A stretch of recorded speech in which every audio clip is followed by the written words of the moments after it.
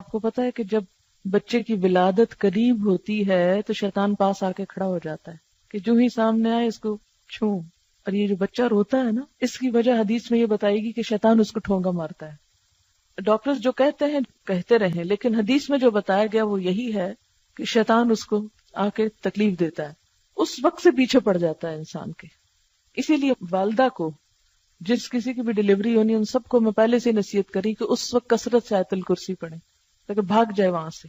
اگر آپ اس حالت میں کنڈیشن میں نہ ہو پڑھنے کی تو جو آپ کے پاس کھڑے ان کو کہیں کہ پڑھیں. تو بہرحال کہتے ہیں کہ اس کے بچوں کو، ذریت کو، لَأَحْتَنِكَنَّ، البتہ ضرور قابو میں کر لوں گا، کھا جاؤں گا، ذریتہ، اس کی اولاد کو، اس کے بچوں کو، الا قلیلا، مگر بہت تھوڑے، بہت کم.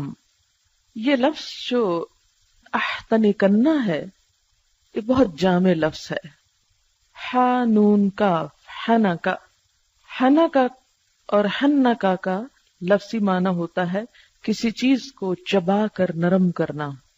اور چبا کر نرم کسی چیز کو کس لیے کیا جاتا ہے؟ تاکہ اس کو نگلا جا سکے. کسی سخت چیز کو آپ نگل نہیں سکتے تو پہلے آپ اس کو کیا کرتے ہیں؟ چباتے ہیں، نرم کرتے ہیں، پھر اندر لے جاتے ہیں. شیطان نے بھی کیا کہا کہ میں کیا کروں گا، اس کو کھا جاؤں گا. اب یہ کھانا محاورتی معنی ہے، لفظی معنی نہیں ہے.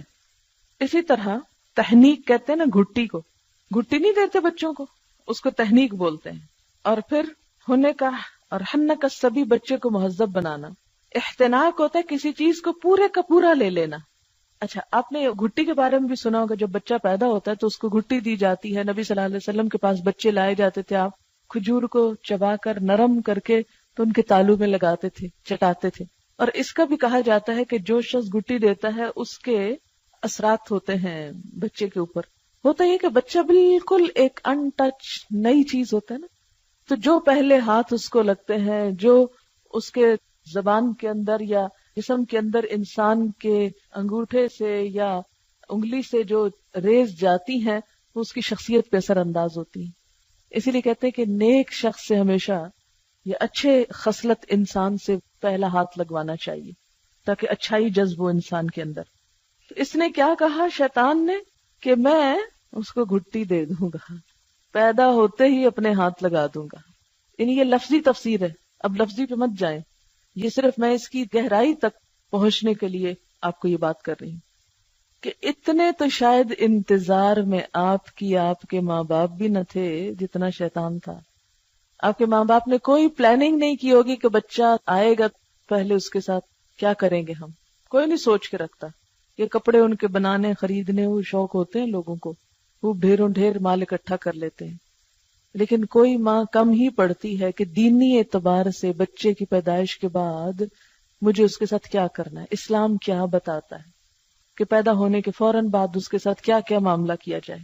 ضرورت ہی نہیں، شیطان کے حوالے کیا ہوا ہے. اب آپ خود سوچیں کہ ہمارا دشمن اتنا ہوشیار ہے کہ وہ اپنے ساتھ ملانے کے لیے کھڑا ہے وہاں. پہلے اس کو میں لے لوں گا، میں اپنا بنا لوں گا. جاتا ہے کہاں؟ ہمیں ہے کسی کو اللہ کا بنانے یا اپنا اس لیے بنانے کی فکر کہ اس کو اللہ کی طرف لے چلنا ہے. ایک ایک پہ نظر رکھے ہوئے. اور میں اگر مجھے مہلت مل گئی نا تو میں اپنے قابو میں کر لوں گا، اپنا بنا لوں گا. اسی طرح احتنک الفرس، فرس کہتے ہیں گھوڑے کو. گھوڑے کے منہ میں رسی لگانے کے لیے استعمال ہوتا ہے. کبھی آپ ٹانگے پہ بیٹھے ہوں تو اس کی جو باگیں لگائی جاتی ہیں، یعنی لگام جو لگائی جاتی، یعنی میں اس کو لگام دوں گا. اچھا، جب لگام کسی چیز کی ہاتھ میں آ جائے، گھوڑے کی لگام جب گھوڑا چلانے والے کے ہاتھ میں آ جائے تو پھر کیا ہوتا ہے؟ وہ اس کو پوری طرح اپنے قابو میں کر لیتا ہے، پوری طرح اپنے قبضے میں کر لیتا ہے. جدھر چاہتا ہے اس کو موڑتا ہے، جدھر چاہتا ہے اسے جانے سے روک لیتا ہے. تو کہتے ہیں کہ میں اس کی اولاد کو لگام لگا لوں گا.